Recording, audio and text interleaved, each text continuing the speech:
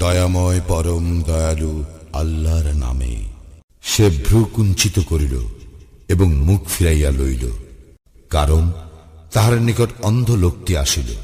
তুমি কেমন করিয়া জানিবে সে হয়তো পরিশুদ্ধ হইত অথবা উপদেশ গ্রহণ করিত, ফলে উপদেশ তাহার উপকারে আসিত। পক্ষান্তরে যে পরোয়া করে না, তুমি তাহার প্রতি মনোযোগ দিয়াছ, অথচ সে নিজে পরিশুদ্ধ না হইলে তোমার কোনো দায়িত্ব নাই।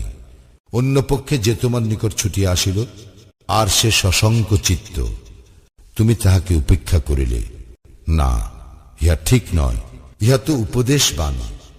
যে ইচ্ছা করিবে সে ইহা স্মরণ রাখিবে। উহা আছে মর্যাদা সম্পন্ন লিপিসমূহ, যাহা উন্নত, পবিত্র, লিপিকর হস্তে লিপিবদ্ধ। মহান পূত চরিত্র মানুষ ধ্বংস হোক, সে কত অকৃতজ্ঞ। তিনি উহাকে কোন বস্তু হইতে সৃষ্টি করিয়াছেন? শুক্রবিন্দু হইতে তিনি উহাকে সৃষ্টি করেন, পরে উহার পরিমিত বিকাশ সাধন করেন, অতঃপর উহার জন্য পথ সহজ করিয়া দেন। তৎপর উহার মৃত্যু ঘটান এবং উহাকে কবরস্থ করেন। ইহার পর যখন ইচ্ছা তিনি উহাকে পুনর্জীবিত করিবেন। না, কখনো না।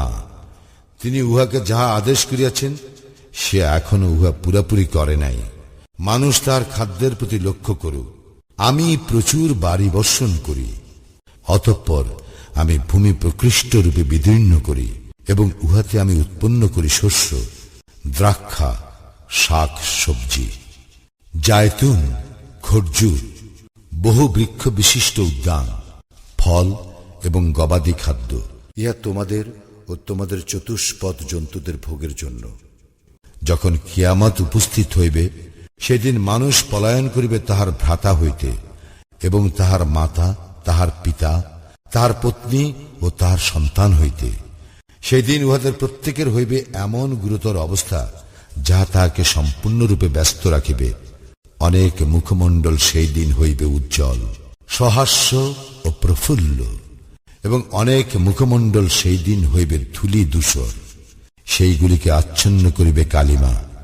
ইহারাই কাফির ও পাপাচারী।